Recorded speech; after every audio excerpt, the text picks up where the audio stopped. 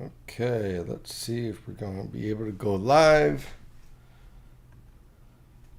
And looks like we're about to go. Looks like we're on Instagram, Facebook. Let's see, YouTube. Always a good time to check we're live. And yes, we are. All right, good deal. Okay, so it's going to be a fun night tonight. Finally,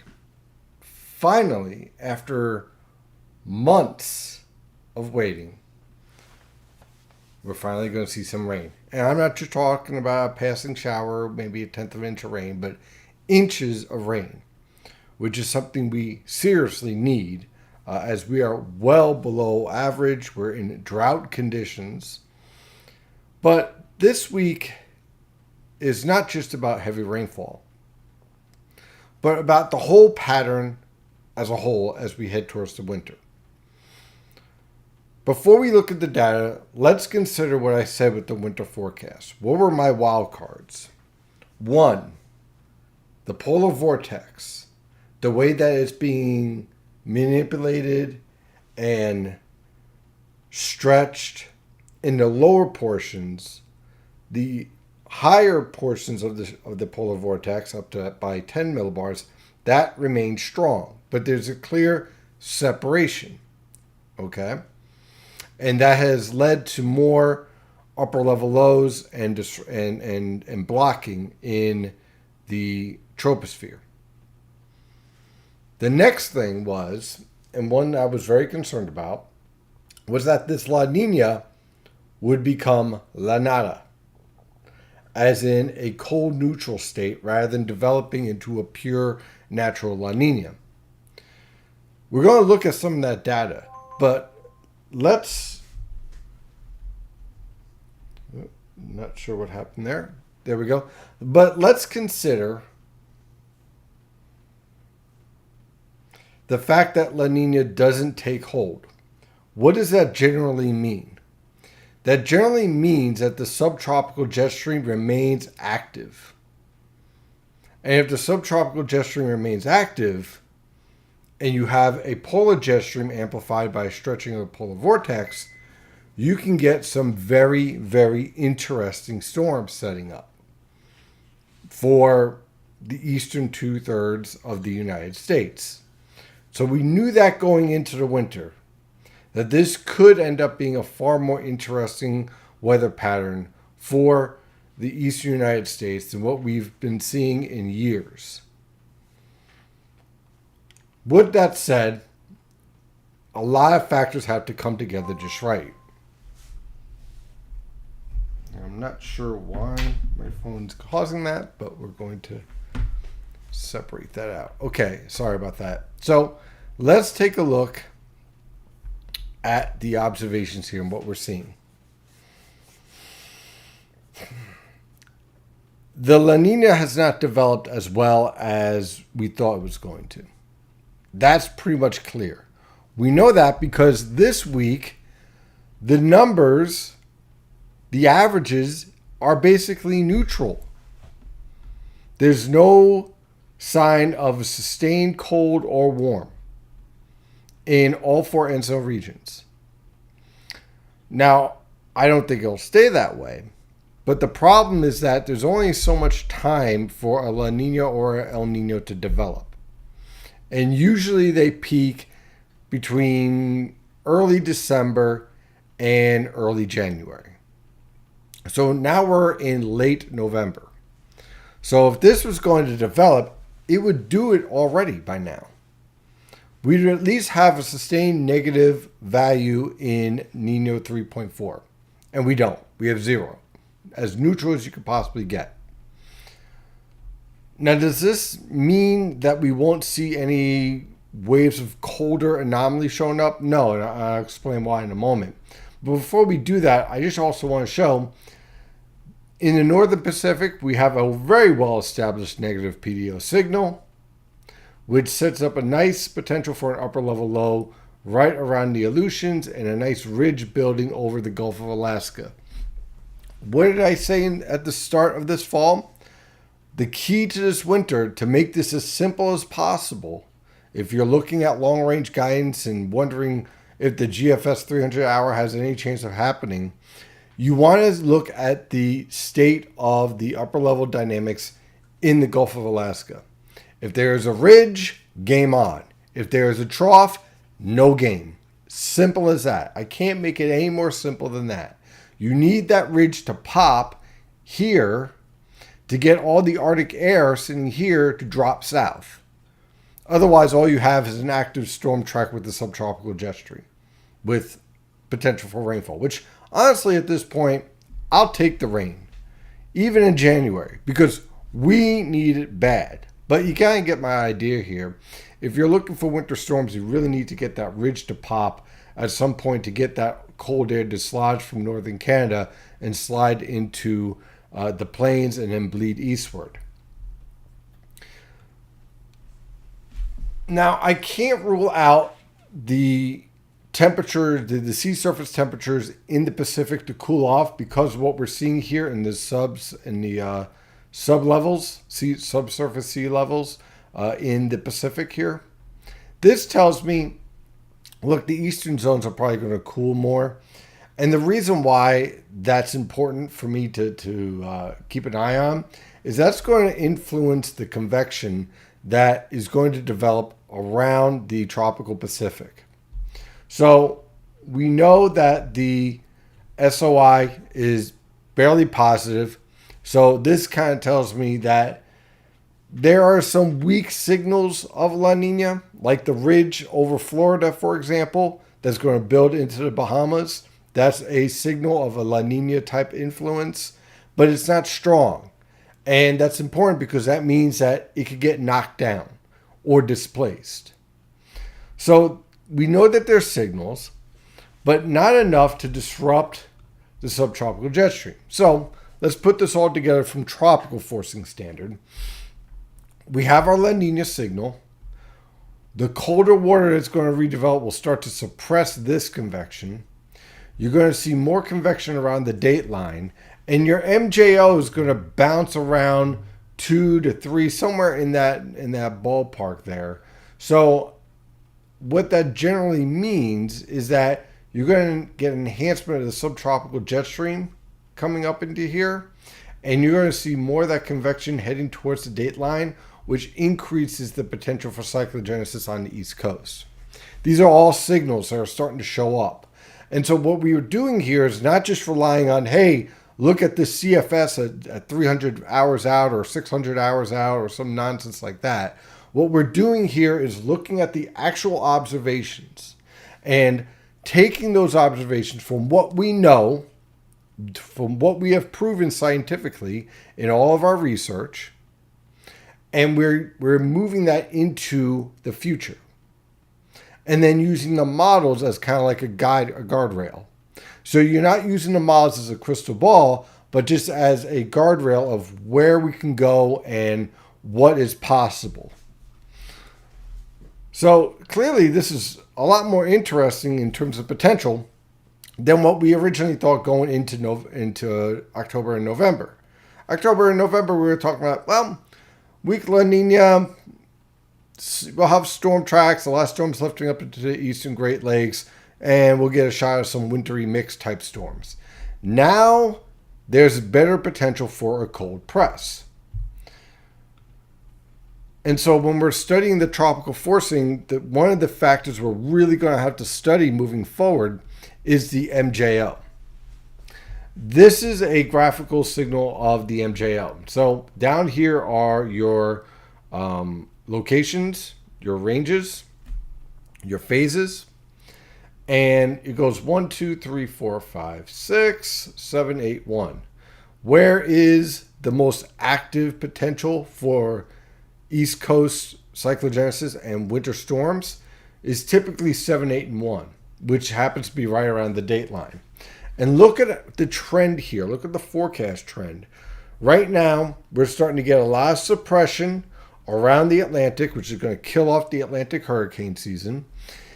You're also starting to see better lifting dynamics shifting from about 100 east to 120 east and bleeding towards the date line. Now, I don't expect a quick jump to the date line, but as we move towards December, it's clearly moving in that direction.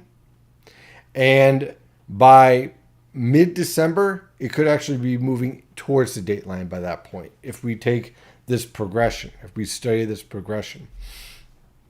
Still, in phases 3, 4, and 5, that still is an active pattern. So let's just say that the MJO stays in this phase. Well, that still means we have an active subtropical jet stream with a storm track that basically cuts to the Tennessee River Valley up to the Ohio River Valley. Now, the end-all and be-all is not just the MJO, but also what happens with the polar vortex and the stretching, and what happens with the polar jet stream. So what you could end up with in this setup, if it stays in 4 and 5, of a lot of Miller B storms and a lot of activity for southern New England, well, actually much of New England, and the New York City metro, and then Philadelphia is kind of on the edge. If we move towards more of a phase 6, 7, and 8, then game on for all of the Mid-Atlantic. That's kind of how I'm looking at this in terms of the tropical forcing. Now, while all this is happening, let me refresh this, we have the polar vortex. This is it at 10 millibars. Look, it's strong, which is what we expected with a positive QBO. As we know, and as we discussed last week, the QBO is weakening. Now, for some of you guys that are new, what is the QBO? It's a quasi-biennial oscillation. It is the measurement of winds at 30 millibars and 50 millibars. When they're positive westerly, that means they're moving in the same direction as the circulation of the polar vortex. So it enhances, it strengthens the polar vortex. When it's easterly or negative, it works against the circulation of the polar vortex, which leads to more disruption and weakening. We have been starting to see a weakening of the QBO influence. So we may have already seen a peak in October and November, and in December and January, the QBO weakens. Anytime you get a QBO number below 10, you increases the potential in the positive state for high latitude blocking. So consider, okay, we've started to see more high latitude blocking. We know the QBO is starting to weaken. There are signs of an easterly phase shift that we're starting to see in the data. A lot of interesting signals here. But then we go to 70 millibars, and it's nowhere near as impressive. Still strong, but clearly it's being warped. It's being disrupted. It's being stretched. And that is the signal, ladies and gentlemen. When the polar vortex stretches, we're going to get our polar and Arctic air masses invading. Initially, those polar and Arctic air masses are going to be advertised as being pretty strong, but may not end up being as strong as suggested because we're lacking a lot of snowpack in southern Canada. And so what that means is that you get a faster moderation of your air masses, but still the process is still showing up. So as we look at the data, this is from the CPC. This is the state of the winds. Right here is at 30 millibars, and we're between 10 and 20, so about 15, but it's starting to weaken. And what you're looking for is that you're just starting to see the more easterly winds starting to take hold and show up, pushing down to 20 millibars. The way these winds progress is that they start in the upper stratosphere, 1 millibar, and work all the way down to 100 millibars. So we're already seeing the process of this transition showing up, which tells me, again, that the QBO is going to weaken, which increases the potential for the polar vortex to be stretched and disrupted again. Now, let me be clear about this. The polar vortex will strengthen again and solidify. When that happens, all your polar and Arctic air masses will get pulled northward. I probably would expect that given the way that the pattern's evolving, if you take into lag time and the way that the atmosphere is progressing, probably towards the end of December, we get a mild break where everything gets pulled northward. So yeah, White Christmas, I don't really have much confidence in that. But before that, it could get really interesting around here. And that includes early to mid-December. So December 1st to 15th, I'm keeping my guard up based on what I'm seeing here. December 15th to the 31st, I think we'll be able to relax more and not have as many storms. And we won't have as much of a cold source. But that doesn't mean winter's over. Don't post winter's over just because it's generally tranquil around Christmas.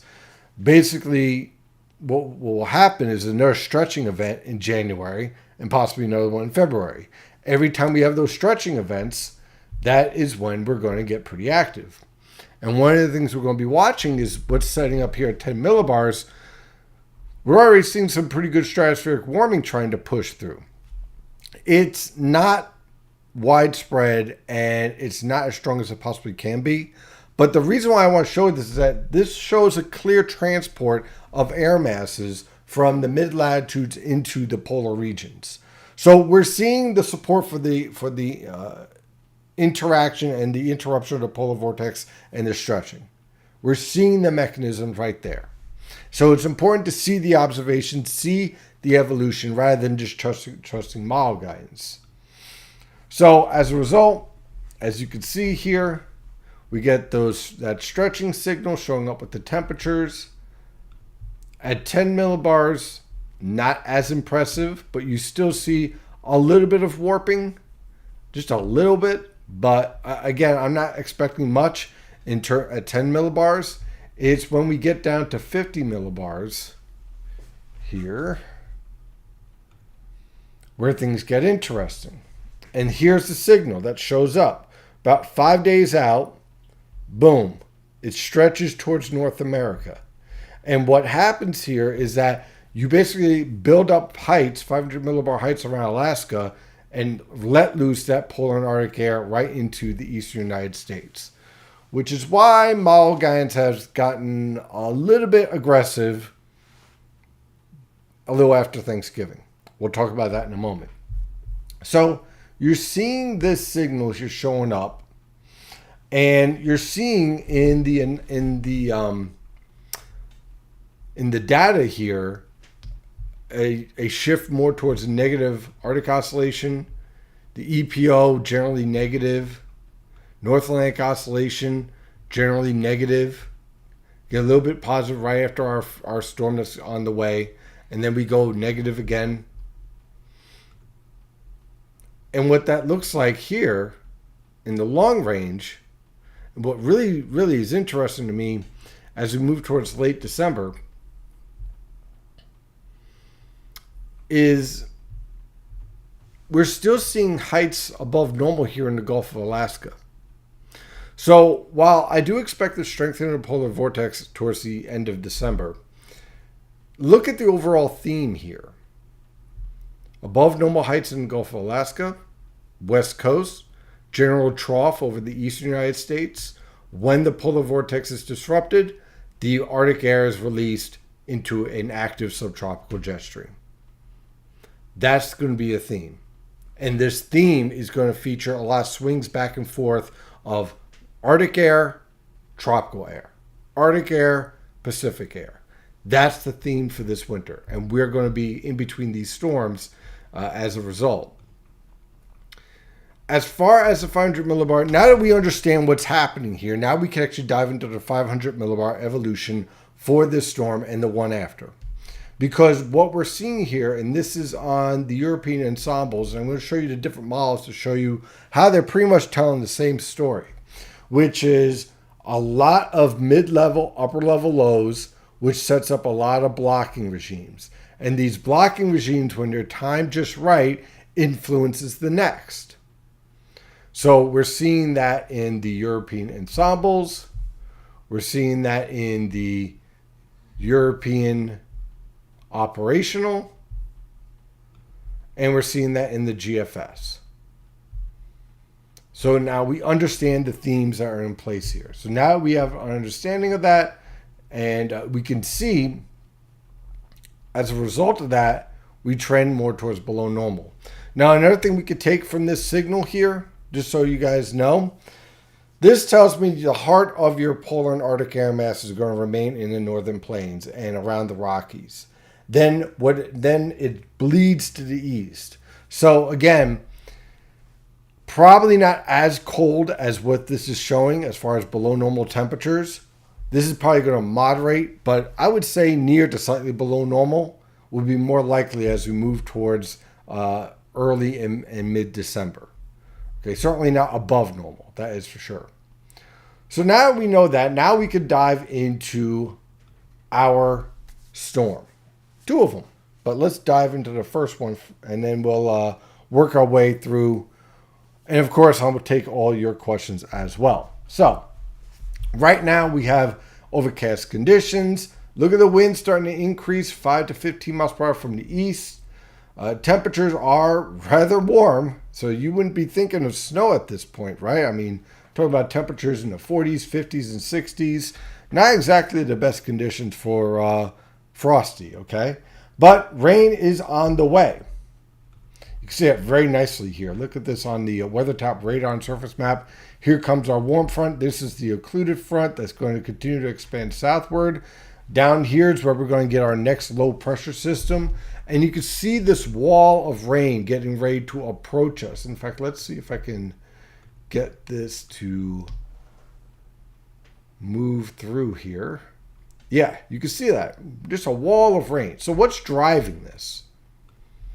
Well, refresh this real fast. Remember what I said about the block setting up? Well, here's our first block. This prevents this upper level low from lifting into, let's say, the St. Lawrence River Valley. It has no choice but to dive southward. So this ridge axis gets squeezed out. And what you have here, zoom in a little bit, is this divergence and diffluence right here. So all this divergence and diffluence is creating strong lifting. Think of it like ripping taffy, and you get holes in the taffy.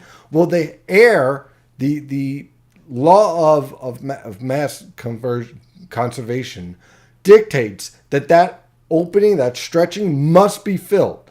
So that's why you have rising air rapidly. So you have all that setting up over central Pennsylvania, which matches up directly with this heavy rainfall. And this is just with moderate moisture transport. But the lifting's so strong that anything that is available to be lifted is being lifted. And so that's how you get this wave of heavy rainfall. That is heading towards us tonight.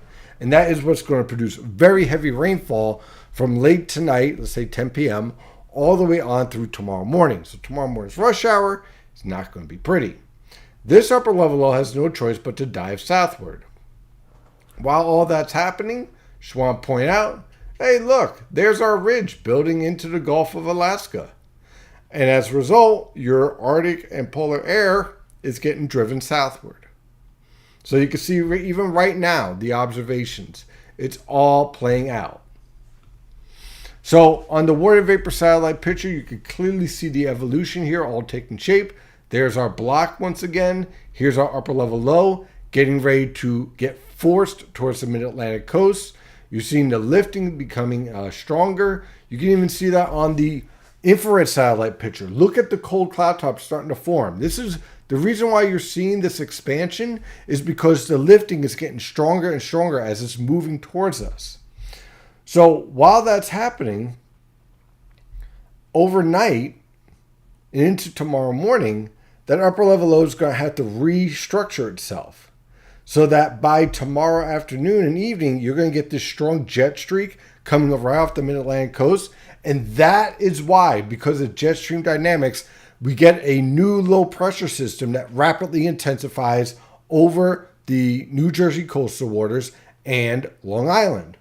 That process is going to lead to mixing, and that's what's going to support your strong wind gusts tomorrow morning. While that's also occurring, this feature, this upper level low at 850 millibars, is going to transport moisture in from the Atlantic, setting up significant moisture transport throughout the region, but especially into southern New England and back towards the interior. Now, while this whole process is happening, your 500 millibar heights, and this is on the GFS, notice how they're crashing. And you can see the same thing on the European. See that crashing process? That allows for the atmosphere to cool. So it's very warm right now. The crashing of 500 millibar heights, along with cold air transport, rapidly cools the atmosphere. And that is how we get to the potential for snow. So as you can see this here at 500 millibars, there is that transport. There is that divergence and diffluence for tonight into tomorrow morning. And then here's our upper level low getting shifted down towards the Delmarva Peninsula, lifting up over the Delaware River Valley. You get your low pressure system intensifying, and you get moisture wrapping around this upper level low, waves of rain and snow showers. You can see the same thing here at the mid levels, 700 millibars, and take a look at the 850 millibar low. Very impressive. Just a textbook Miller B setup. Now, typically what you want to do is have that Miller B setup further south for more of an impact for much of the Mid-Atlantic. But this doesn't surprise me considering the primary low got all the way up into the central Great Lakes. So this is all driven by the fact you have this block here. Without that 50-50 low, none of this happens. So this means, and let me get my cursor back here.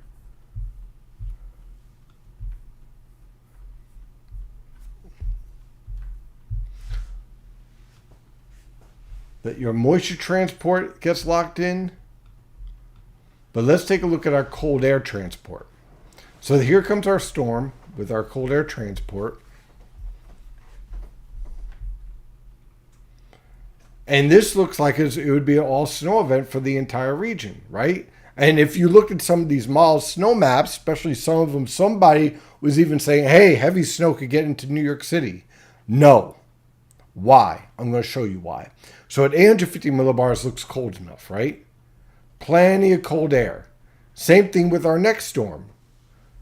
After Thanksgiving. Hey, look at that. Plenty of cold air. Looks like a major snowstorm. What is the GFS doing? Same thing.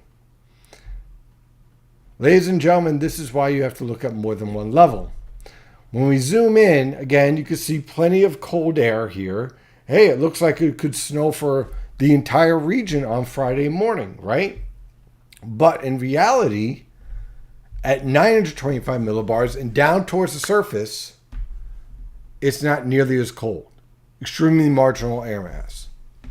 So how do you work with this? Well, you certainly don't take snow maps from model guidance from certain websites and use that as a forecast because you're ignoring the entire column. That's an amateur move.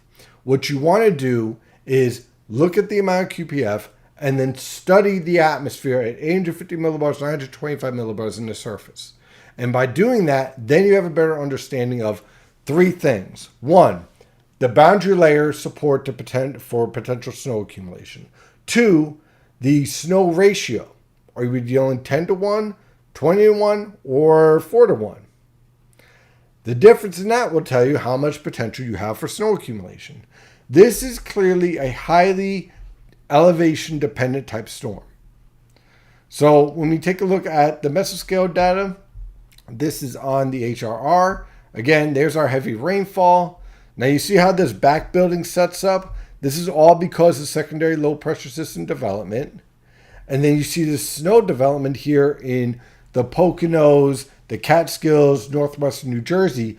But a lot of this, while you'll see snow in the air, it just won't accumulate on the ground because the ground temperatures are in the 40s and 50s. So you'll get cooling, and like your car tops will cool real fast, your grass will cool real fast, your pavement will not because it will retain that heat. And you will even see snow potentially reaching down to Philadelphia, but you won't get accumulation. Your model snow map will think that it's a dusting to 2 inches of snow, but the reality is that it's just wet pavement and maybe a little bit of snow on some of your dying roses and bushes and whatnot. Same thing on the NAM guidance. Same signal here. And you're seeing the same thing on the European.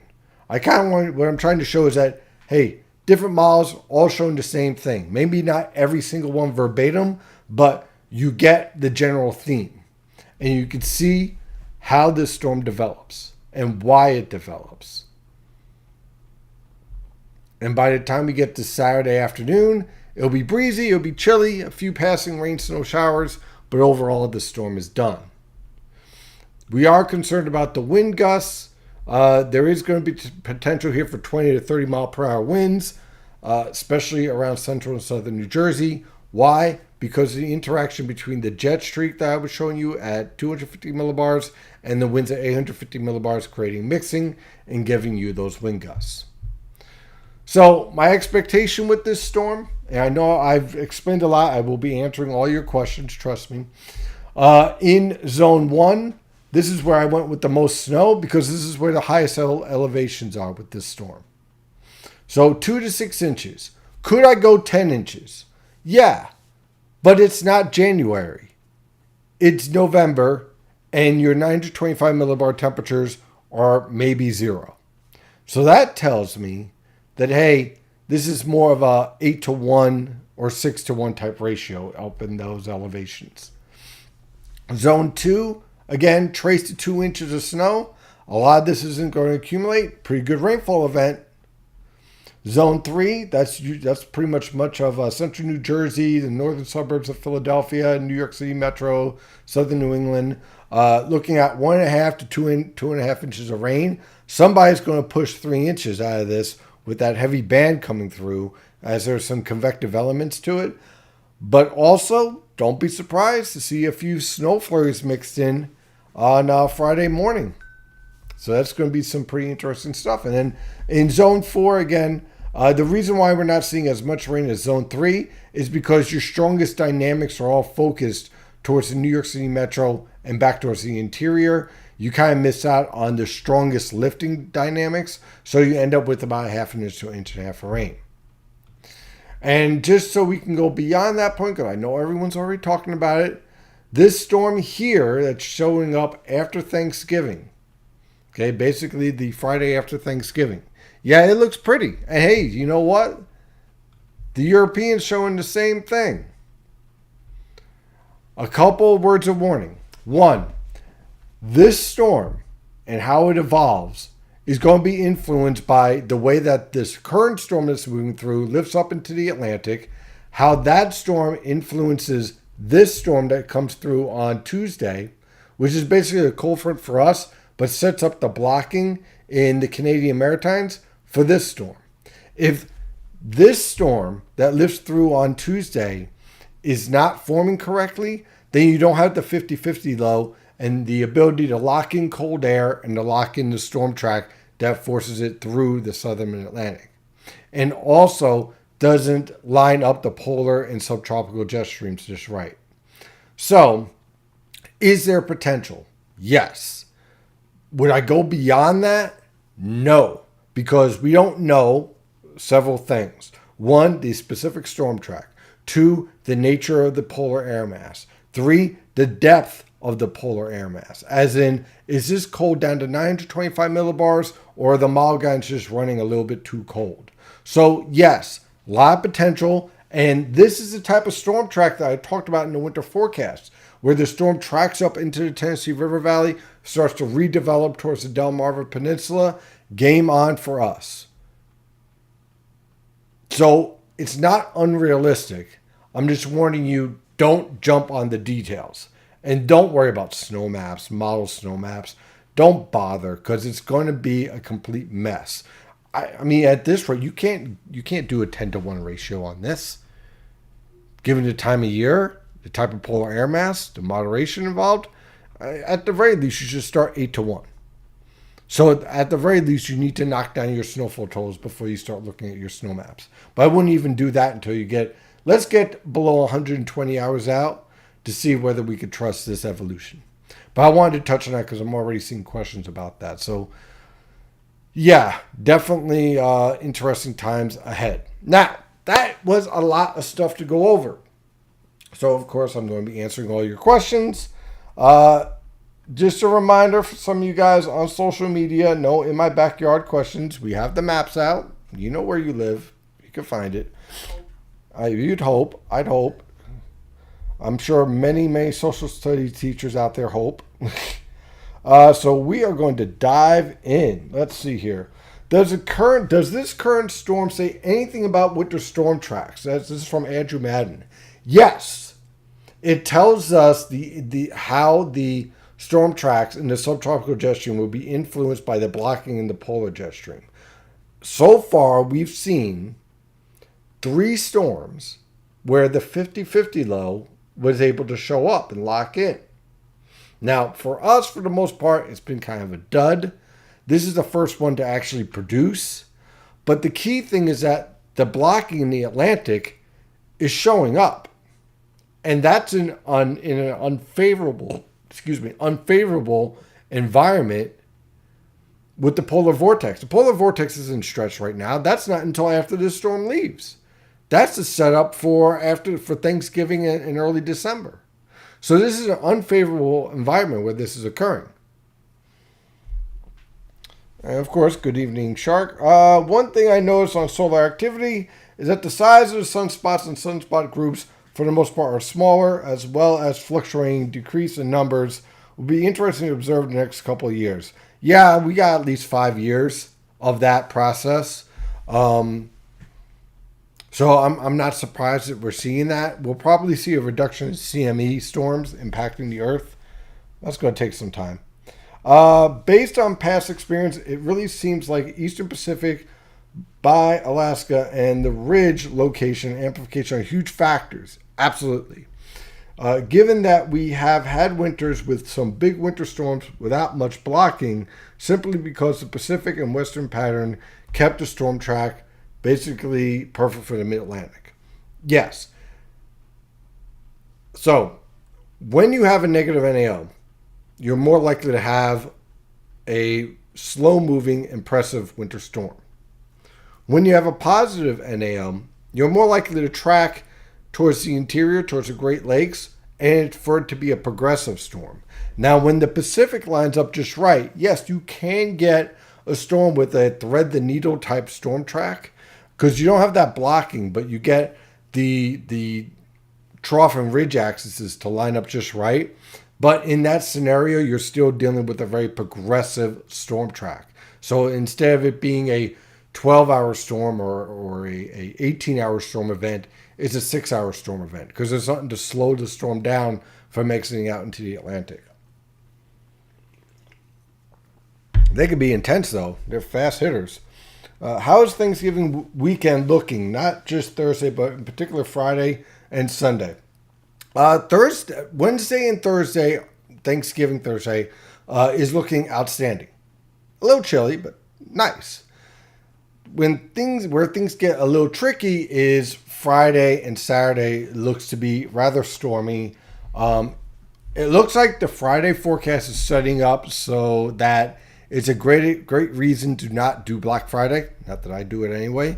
But just stay home. Friday and Saturday looks pretty stormy. Sunday we clear out. Again, a lot of that depends on the evolution of the storm tracks. So the feed from the tropics to the poles is going strong. Yeah, I don't expect that to change anytime soon, Card. That's going to be an issue for quite some time, all the way through the winter. So your map for the Poconos, that area just outside 2 to 6 inches, that is in the 1 to 2 inch area. In that angle between 80 and 380 and west and north of that is close to 2,000 feet. Parts of that area match Camelback Peak, but it is also a salsa dish with a depression center and cold air sits there. Would not be surprised to see that spot overperform. Possibly, but there was also a lot of moderation pretty quickly at 925 millibars around that area, which is why I knocked off some of those snowfall totals. Where I focused the heaviest snowfall was based on an average of where the coldest 925 millibar temperatures were located over the interior. during the height of the heaviest precipitation. What do the western tropics look like? For the most part, not really much of an impact for us. We've had a couple of strong typhoons, but most of them remain to the south. They really haven't recurved up into Japan and towards the northern Pacific, so it's kind of been a non-factor. I know with a drought, lighter, steady rain, long-lasting rain is better, but to put out the wildfires, it seems some heavy downpours would help. Yes. Oh, absolutely. I mean, certainly that would help. My concern with the heavy rainfall is that you get a lot of rainfall washing off the topsoil, which is something we don't want. We want to get that water into the water table. And usually what you want is light to moderate rainfall events to really achieve that. But at this point, we need any rain we can get, so I'll take it. Remember one Thanksgiving in the late 1980s? Oh, I remember this. I remember seeing this in the news. There was snow in northern parts of central New Jersey. Yeah, oh yeah, absolutely. It can definitely happen. I'm not saying it can't happen. I'm just saying let's not jump the gun till we get a better idea on the nature of the polar and Arctic air masses. Let's see. Driving to and from Atlantic City those days. Leave early. That's my suggestion. It probably don't rain on the immediate Jersey Shore, you know. Again, this time of year, I really, really do not want to be aggressive with snowfall on the coastal plain because the water temperatures are typically too warm, okay? So you get any type of easterly component and your boundary layer temperatures jump up into the upper 30s very, very easily. So when I see model guidance far out suggesting snow like into New York City, I'm very skeptical until I can actually see that the nature of that air mass to say, hey, look, the water temperature factor is not going to be too much of an issue. Most times, this is why I typically go with rain, and that's why typically the potential for a white Christmas is only about 10% around here, if that. Let's see what we got in YouTube land. Again, let's see. No in my backyard question, so, you know. Let's see here. Good evening. What is the difference between a weak La Nina and an end zone neutral? How it may affect winter season for eastern U.S.? Okay, good question. It really comes down to the nature of convection in the Pacific, okay? And it also matters what type of neutral we're talking about. So La Nina is established at minus 0.5 degrees Celsius sustained or colder. So once you reach that level, then you're officially La Nina. Now, what we could see going forward is instead of minus 0.5, you end up with minus 0.3 or minus 0.4. Close, but not statistically a La Nina. But you do have some influences of a La Nina because it typically will lead to a positive SOI and at least some sort of ridge setting up around the Bahamas and Florida. Now, the difference here between a cold neutral and a La Nina is that a cold neutral, if there is another forcing factor from the polar jet stream, like we're talking about, like the polar vortex, that could crush that influence. And you end up with an active subtropical jet stream and so on and so forth. With a La Nina, there's more fight, right? There's more pushback. The MJO is less of an influence. And as a result, that southeast ridge could really cause that storm track to be displaced, even with high latitude blocking. So it's a matter of which components in the atmosphere are going to have more influence and put up a fight. They're all going to have their characteristics show up. The question is, how do you combine those characteristics and what does that look like? So the way I'm thinking, I still like the idea of a ridge somewhere around Florida to the Bahamas, but I also like the subtropical jet stream to be very active. And so now the next question is, how does the polar jet stream line up with that active subtropical jet stream, setting up storm tracks into the Tennessee River Valley? And that is the huge question mark as we move forward over the next couple of weeks. Let's see. I just so you guys know, I don't like to critique the National Weather Service as far as whether or not they're going to do watches and warnings, because just so you guys know, in terms of government, they got to follow certain protocols that you and I sometimes consider to be wacky and even not the most convenient, but they have to follow these rules. So there's a lot of stuff you guys may not know that I may not know in terms of how they're issuing those watches and warnings. Let's see. All right. So if snow started early on Friday before sunrise and was heavy thump in Philadelphia, which I know is unlikely, could it realistically overcome the warm ground? You would need some really strong omega values to really take that into account. Because so first of all, you're going to be upper 30s, mid 40s. If the upper level low was forming right over Philadelphia, and the 700 millibar low was around Cape May, then yeah. Because then you'd have the cross-section of perfect dynamics and rising air to cool the entire column. But I don't see that happening. I don't see any data supporting that potential. Someone wants to know bench squat? Yeah. All right, well, all right. So I benched.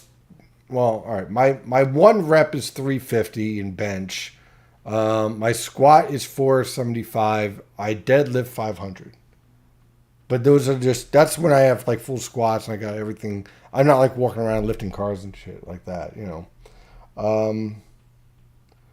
Let's see here.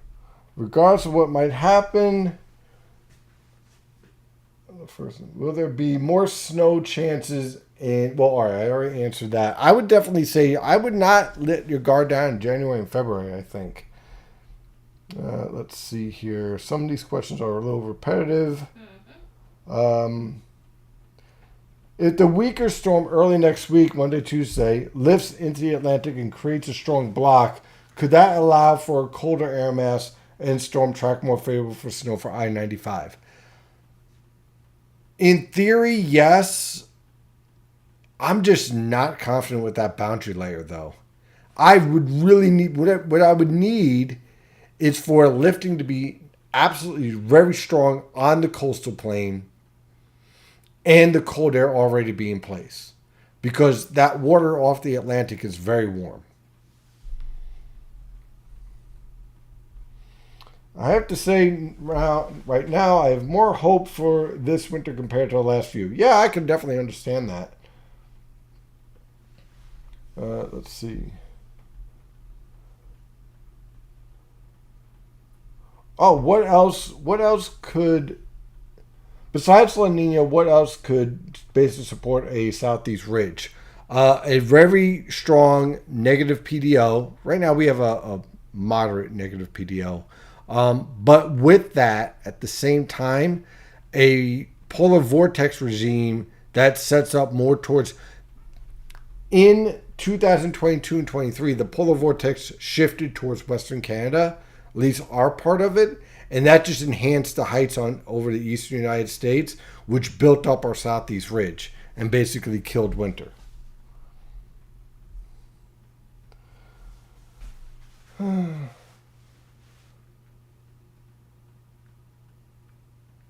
Okay. The European and GFS models are showing snow down to where you're saying just rain. Okay, well, we went over this, but I'm going to say this again. Where the models show snow, that's where 850 millibar temperatures are cold. But the surface isn't. So, for example, 850 millibars is at, and I'll convert this all to Fahrenheit so it's easier to understand, is at 30 degrees, right? Cold, right? That'll support snow, right? But the surface let's say around Huntington, New Jersey, okay, is 37. So you might get snow in the air, but it doesn't accumulate, it just melts. And in most cases, as that snowflake is falling, it's just going to melt to rain anyway, because 925 millibar temperatures is at 38 degrees. So you'll get snow coming out of the cloud base. You have snow showing up on the model guidance because the model guidance looks at 850 millibars and then the QPF. But at the mid-levels and surface, you're too warm. And this is why, as a forecaster, you never trust model snow maps until you get to the point in the season where 850 millibar temperatures align well with freezing temperatures at the surface. When you have that combination, then game on. That's typically more like late December through, let's say, pushing early February. Mid-February, you start to lose that potential.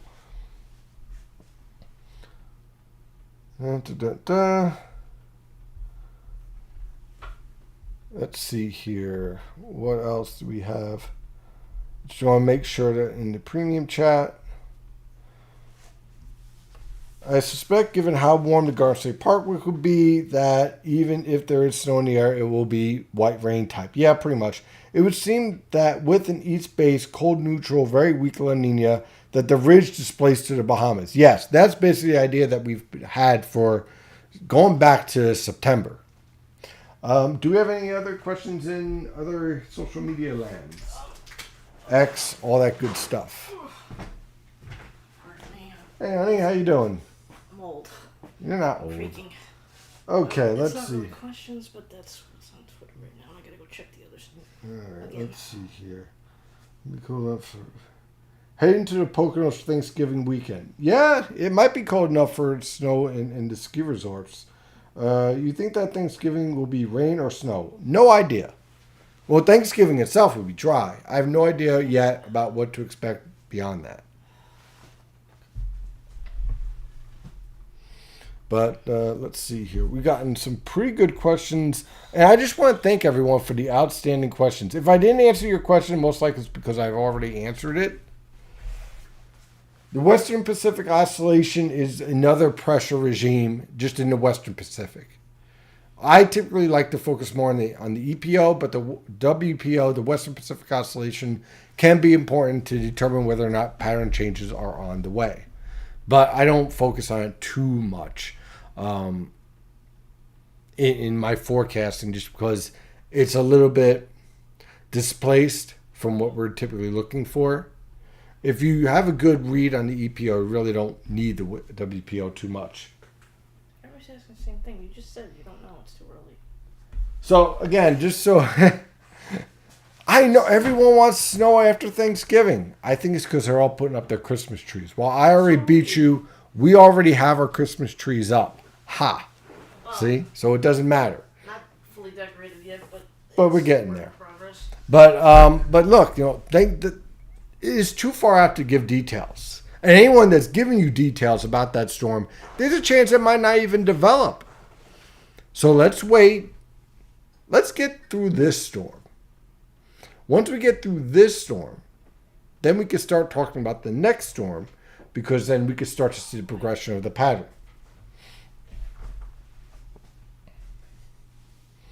Let's see here. Oh, but what causes a negative EPO? Whew. Boy, oh boy, that is a Met 201 question. Let's see. Well, first of all, you have the thermal gradient setting up in the northern Pacific. You have the interaction with the polar vortex. And the interaction between those two leads to rising and falling heights around the Aleutian Islands and the Gulf of Alaska, which sets up your statistic of your negative EPO signal. That's the general idea. What else? Your voice sounds a lot better. Thank you. Yeah, the coughing's almost gone. We're working on it. I've been hitting the sauna a lot. That seems to help. And I've been pumping green tea and honey. And Green tea, honey, all the remedies. Yep. We can be assured no matter what the weather, the roof in Dallas will be closed and the sun will be glaring on the fields and players' eyes. Well, that was one excuse why the Cowboys lose. The other excuse is that your owner's insane. Does your Christmas tree have any Godzilla ornaments on it? The little one does. Yeah. So let's see. We got 1, 2, 3. What do we got? Like 4 Christmas trees? We got the one with the lights in the spare room. Right. We got the main one. Right. We have a The little little one on the shelf in the living room. Right. So We have your little one. that's 4. Is that everything? Might be it. Oh wait, no, we have the light up ones. That's right. That's Halloween. 5. And this one over here has the Godzillas on it. With the likely La Nina and the negative PDO weakening, will the MJO and the PV be more of a major player? The MJO is definitely going to be a theme. But I think the real story this winter, after all the focus on tropical forcing, is going to be how this polar vortex sets up. And we're going to have to watch it week by week. So, again, like I was saying earlier, I like the stretching and the cold influence for early December. I think it fades in mid-December. I think we see a stronger polar vortex in late December. Beyond that point, I do like the idea of another stretching regime. I just don't know exactly when in January it takes place. And I won't know until I get more data to really study the evolution of the polar vortex in terms of the the stratospheric temperatures and the nature of the QBO to see whether or not it's actually weakening at the rate that we're seeing so far. But I think that the main story this year is going to be the stretching of the polar vortex and how that's going to lead to a clash in the polar jet stream and the subtropical jet stream over eastern North America, or basically eastern United States. I saw a good piece today that indicates that some people think the NFL... football. I would say this about football. Usually the best teams have owners that keep quiet. Just saying. Like the Chiefs.